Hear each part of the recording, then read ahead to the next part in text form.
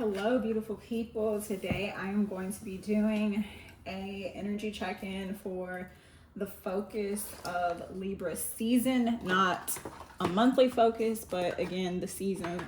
I've been doing this for the entire year, and I'm just carrying on with that. So if you would like to see any of the previous videos I've done for the previous zodiac seasons, I will either put a card or put it in the description box. Hell, I might do both. But yeah, so today we are getting into Libra season. If you are Libra, happy birthday, baby. Yeah, so let's get into it. But before that, of course, as per usual, we will pray, cleanse the energy. Feel free to call on any deities, ancestors, guides, whoever you want present, whoever you feel comfortable being present at such an intimate moment. Feel free to call on them while I do this invocation, and we will get into it. Dear Divine, thank you so much for allowing this collective and I to connect. Thank you for the messages that you give me on the daily, the gifts that you have bestowed upon me and allowed me to be a stewardess of. I pray that these messages will help whoever is watching this video, whether that's to make a decision or maybe they just are looking for some comfort, some hope, some clarity on a situation. I hope that they are able to find that in this video. With so much love in our hearts, clarity in our minds, and gratitude on our lips, we say thank you. All right, so let's get, okay. As y'all can see, the cards are flying out already. So I'm gonna just, yeah. We'll start with these three. And let me see. Oh, I thought that there was only three, but it's four. Okay, so I feel like that's a message in and of itself. The fact that I thought it was only three and there's four, I feel like that message is there's more to expect from this season. Okay, so the first card we have out is November. Now, the two zodiacs that are in November are Scorpio and Sagittarius. And as we know, every single zodiac has their stereotypes, the things that they're known for, et cetera, right? But the common thread between Scorpio and Sag that I'm being called to, or my attention is being drawn to, is transformation. Like the ability to not be in the same place that you were 6 months ago, a year ago, 3 years ago, 5 years ago, 10 years ago. It's kind of like that saying, you'll never find me where you left me. And for some of you, like maybe that's the attitude that you have right now, or the energy that you're embodying is like, okay, like you did you and now I'm about to do me. I did not intend for this to be a love reading, but clearly love is on the board because we do have the card love. Now in this deck, there are like regular cards and then you have the astral houses. So this card, I believe, represents either the 5th or the 7th house. So you'll have to look and see like what placements you have in those houses and see if they're like what they're doing in terms of what's going on in the sky currently. So when I say that, what I mean is like go to astroseek.com. It's a free tool, free resource that I use weekly, not daily, but pretty often. I'm on that site a couple times a week, whether that's pulling the charts for the collective or pulling personal charts for myself or for people that have entered my life. In whatever capacity, I'm just always on the site. So on that site, you can put two charts in conversation with each other and see how these transits are impacting an individual rather than, you know, just paying attention to what people are saying on YouTube. Not that there's anything wrong with that, but you have to remember that these are general readings and we're reading for thousands upon thousands of people, whoever clicks on the video. Like, sometimes spirit does give us like specific messages, very, very specific messages, but you just got to remember like we're, I don't want to say pulling on multiple people's energy, but we're reading for many people. And so a lot of people's energy can, change the course of the reading. So with that said, look your shit up, see if there's some Scorpio or Sagittarius placements that you have that are impacting your love life. We'll clarify these with tarot in a little bit to see what's tea, pun intended, since these are the tea leaf oracle cards. But yeah, let's keep it moving. So aside from that, we do have happiness, and this represents the 4th house. So for some of you, yeah, you're about to have a really happy romantic relationship. Possibly even pregnancy.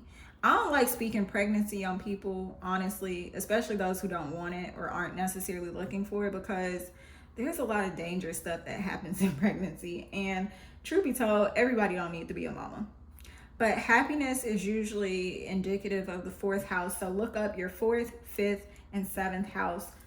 Those are the astral houses that are coming through for us right now.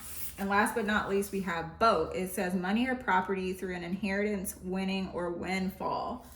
So putting this in conversation with this card, because they are next to each other. Obviously, money can't buy happiness. Like happiness is not on the shelves of Target, but money usually can purchase things that give us that fleeting emotion of happiness. For some of you, you got to learn the difference between happiness and joy. Joy is everlasting. Happiness is ever fleeting. You be happy one moment and then sad as fuck the next minute.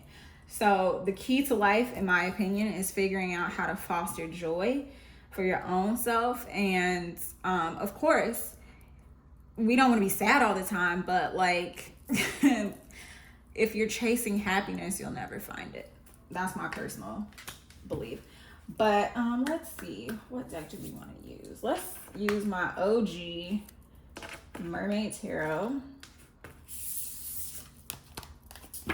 and clarify this energy.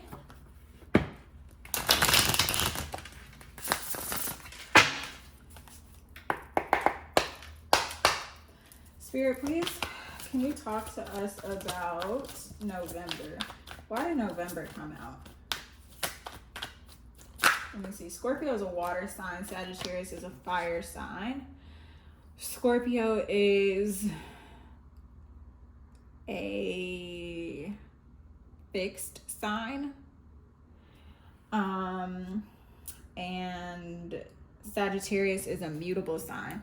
So the sister signs for both of those are Taurus and Gemini. So just off the bat, we're getting Taurus, Gemini, Sagittarius, Scorpio energy, Libra energy for sure. Not just because it's like a Libra reading. The house of Libra popped up, and then happiness, that is, what did I just say? Jeez Louise. Happiness is the 4th house, which is ruled by Cancer. So those zodiacs could be very important. But the cards that we have out are the Ace of Swords and Wheel of Fortune in reverse. So for some of you, this is intel. Spirit is giving you some clues that some shit is about to shake, and possibly not in the best way. And when I say not in the best way, I don't mean like for your overall good. I just mean like you may not feel like this is necessarily fun. For some of you, it's an old lover coming back, because I'm hearing that song. It's an old song, and funny enough, it actually came on the shuffle today, so that's probably why I'm hearing it. But It's Not Over. Oh, I'm gonna have to put it on the screen or in the description somewhere. Sneeze on the truth, excuse me. So someone here feels like excuse me, that they can spin the block on you. They're coming back to get you, and they want you to be made aware of this. if this is not necessarily in regards to love, this could be like an opportunity that you thought was dormant or just never ever going to resurface. And Spirit is saying that's not true. Ace of Swords for me, outside of like information intel, is it's also about like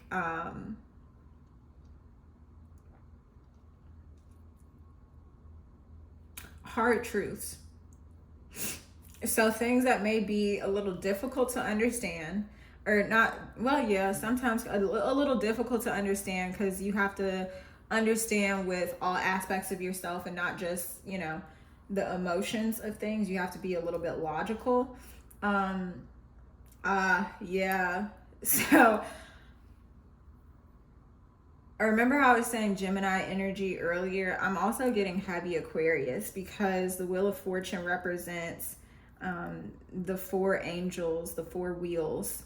In the traditional tarot, there's like four angels present on the card, and it is Taurus, Scorpio, Aquarius, and Leo. So that's what I'm getting with that. Let's see, what is this love energy about, or what do you want them to pay attention to for their 7th house placement?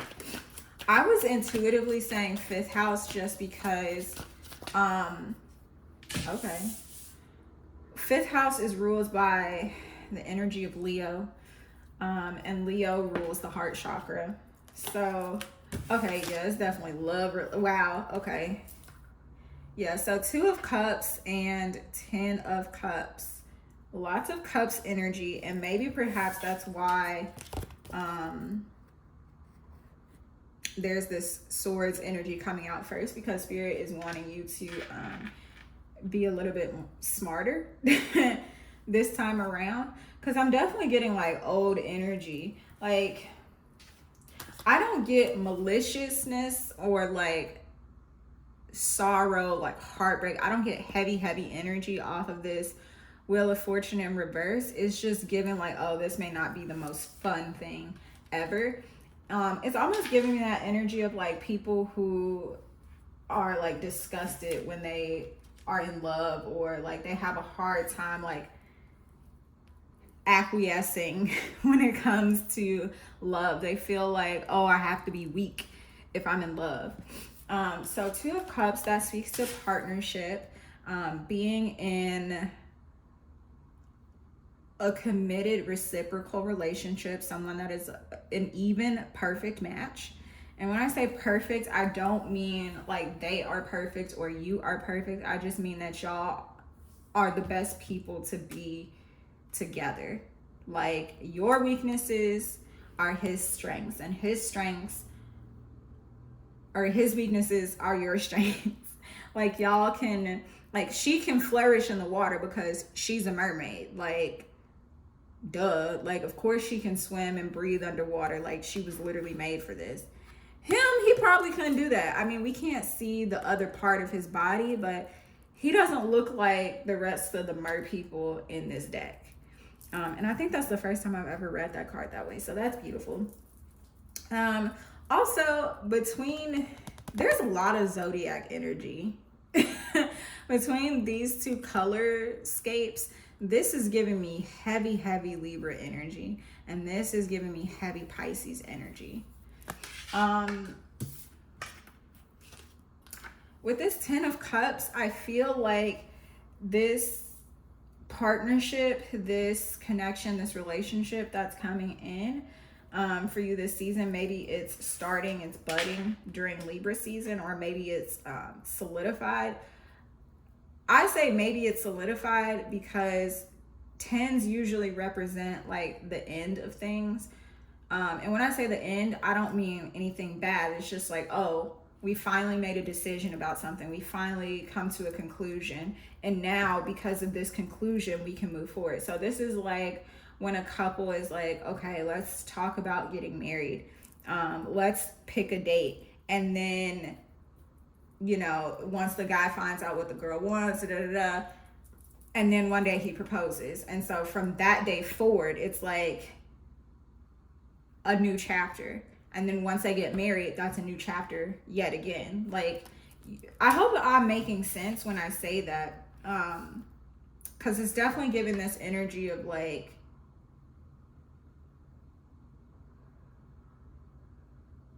I was just drawn to all these little fish. So when we see groups of fish together, it's called a school. And that's drawing me back to this Ace of Swords. So for some of you, it could be, again, if this is not love related, maybe you just love learning and now you have an opportunity to go back to school, or a mentor appears and they're ready to teach you. You're ready to learn something that you're passionate about, but you may not necessarily know too much. And I say you may be passionate about it but not know too much, because cups represents water energy, and water energy is not known necessarily for being the most intellectually smart. They definitely can be smart. We all have that capability because we all have a brain, right? But cups energy, water energy, is more so about emotional intelligence, not book intelligence. So this is giving that vibe of like something that you are passionate about, have a lot of feelings towards, but may not necessarily know all the ins and outs, the minutia of it. Let's move on. Spirit, can you talk about this happiness? Like, what's tea with this fourth house? What's tea with this fourth house? This is starting to come together. So I see that Libra season is going to be about a lot of rebalancing things. Oh, wow. Oh, wow. Oh, wow.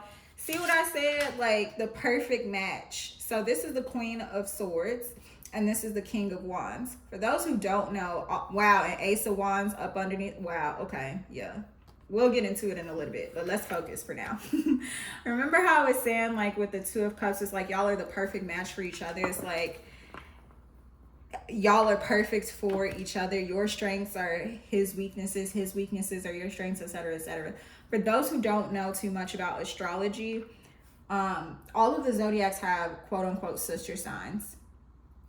So when we look at the wheel, the astrological wheel, whatever sign is directly across from the other sign, like that's the quote unquote sister.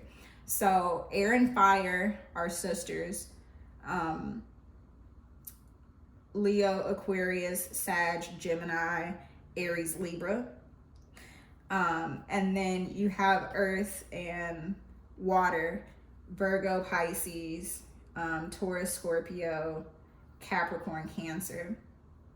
And so with this coming up underneath the fourth house card of happiness, I feel like this is definitely y'all's connection. Like a woman with very strong boundaries.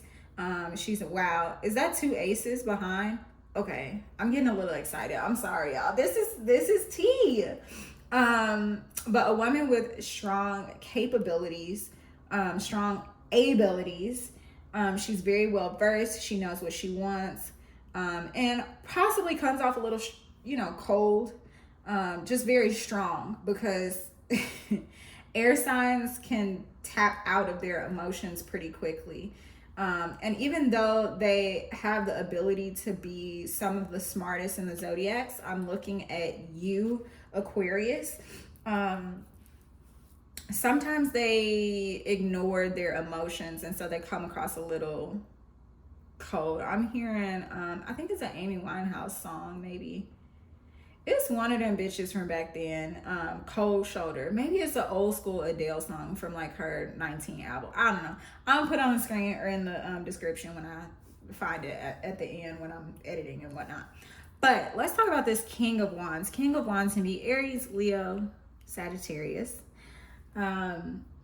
Wow, didn't I say Sagittarius at the beginning of this reading? Yeah, so Sagittarius. This is exciting. And so behind, this is the hoodoo way to read cards, actually, is to just pull them one by one. But oh, Y'all saw that, right? Okay, let's one at a time. This will get a little dicey. But two aces. Remember how I was saying about when we had the 10 of cups out here, like this could just be a decision is finally made and now you or y'all can move forward. It's not necessarily the end of things, but it's like a culmination of like one chapter in a bigger book. After the 10 is always the ace. So it's like you finish this chapter and here's the next chapter. And this next chapter is filled with lots of love, joy, fulfillment, and lots of passion. Now, at the bottom of the deck, we did see this King of Wands. So if this is love related, this is a person that you were previously in alignment with, and you possibly are not in alignment with anymore. And I'm gonna just say that because King of Wands and this Queen of Swords, like they came out pretty much together, and then here he is in the back. I'm not going to focus on this King of Swords too much unless he decides to come back out. So let's move forward. This money or property and inheritance winning a windfall. Spirit, can you talk to us about that? Like, what's tea? What is tea? And then I am going to pull an affirmation from, I'm not taking those. I'm gonna pull an affirmation from my Soothe Chakras deck and wrap it up. Where did this card go? Oh, okay. Page of Cups, or oh, not Page of Cups, Knight of Cups. Okay. So with this, I'm definitely getting like it's coming from an outside source. This money or property is coming from an outside source. So this isn't something that you're gonna have to go and get or work hard for. Like this is something that's coming towards you. I'm hearing the old song. It's an R&B song we used to play back in the day. When I say back in the day, I mean back in my day. When I was in like middle school. Out there on the ocean, my ship has finally something. I can hear the melody, but I don't know the name of the damn song, so I'm gonna have to look it up when I get up off of here. But yeah, this is definitely somebody coming towards you with this money or this property. Perhaps this is you finally tying the knot with your person and y'all get a house soon after. Or maybe if it's not like that quick of a timeline, especially like, because like I said, this the purpose of this reading is to look at Libra season as a whole. The purpose is, I'm all over the place with this reading. I'm so sorry, y'all. It was a pretty long day with work. But if it's not that quick of a timeline, like, oh, we got married last week and now we're on Zillow looking for houses and calling realtors and scheduling walkthroughs and like going through the whole process.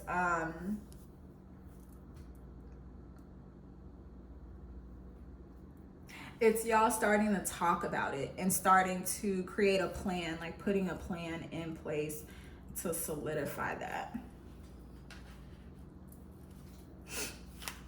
Because I'm really feeling heavy on the property. Like I'm not really,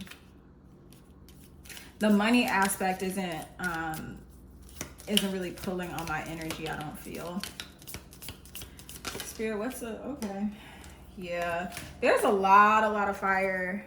I am confident in my abilities. When we pulled the Queen of Swords out, didn't I say she's got abilities and capabilities? Like, yeah.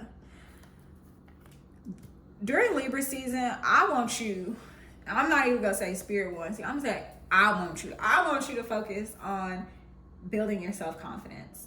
The fact that this card came out, and this card, the colors represent the chakra that they're associated with. So this card represents solar plexus. For some of you, you've been in this Queen of Swords energy because you can feel how vulnerable you are, and you've been trying to cultivate your abilities. And you know that, not that you're insecure, but again, when you're in those first stages of something, you feel kind of unsure. You're on shaky ground. You're not totally stable because you don't know what you don't know yet. And so I feel like, especially if you've been embodying this Queen of Swords of like cutting everybody off and cutting out the noise and getting silent so that you can hear your own inner voice and all of that, Spirit is saying like, yeah, it's time to step forward now. Because like, you didn't come out as the Knight of Swords. You didn't come out as the Page of Swords. You didn't even come out as one of the smaller minor arcanas of the swords. Like, you came out as the Queen. So this is telling me like, it's time for you to step into your queendom. It's time for you to reclaim your throne. And reclaim, because I didn't intend to say reclaim. Like, I feel like you've already been to the mountaintop, and for some odd reason, I'm hearing Humpty Dumpty, like you fell into the valley. Like you tripped over something and fell into the valley, and now you're on the rise again. Like Spirit is saying you're ready to rule again. So my loves, that is the reading. Y'all will have to tell me how this unfolds for you. I am sending you all of my love. Y'all know where to find me if you need me. And until the next reading or the next vlog, ciao.